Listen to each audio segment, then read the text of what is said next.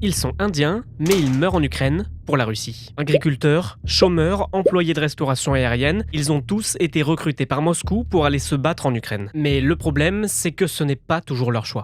Depuis plusieurs mois, la Russie cherche à enrôler massivement de nouveaux soldats dans le monde entier. Résultat, la Russie fait appel à des agents de recrutement. C'est le cas de Faisal Khan. Sur ses réseaux, il propose régulièrement depuis Dubaï des bons plans pour trouver du travail à l'étranger. Et dernièrement, il a proposé depuis les rues de Saint-Pétersbourg un poste de soutien à l'armée russe. अभी यहाँ पर मारामारी वॉर वगैरह कुछ नहीं चल रहा है वो बहुत बॉर्डर के लोग अंदर चले गए यूक्रेन का भी कुछ हिस्सा लोग ने ले लिया है Salaire proposé, 3 600 $ par mois, soit 7 fois le salaire moyen en Inde. Et pour maximiser les recrutements, des camps de recrutement se multiplient dans les grandes villes indiennes. Là-bas, on y propose des postes en lien avec l'armée russe, comme celui de maçon sur des chantiers de construction en Ukraine. Mais, détail non négligeable, il n'est jamais dit que ce travail consiste en fait à finir sur le front ukrainien. Les Indiens qui accepteraient se voient même parfois proposer un passeport russe. Seulement, une fois sur place, les recrues étrangères doivent signer des documents en russe.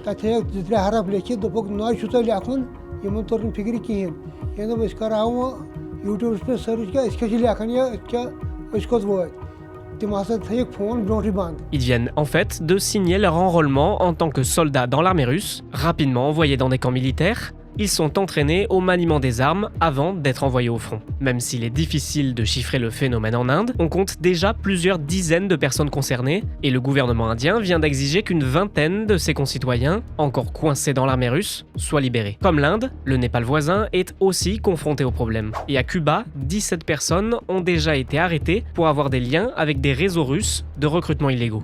Pour le moment, au moins un soldat indien de 23 ans serait déjà mort au front pour la Russie.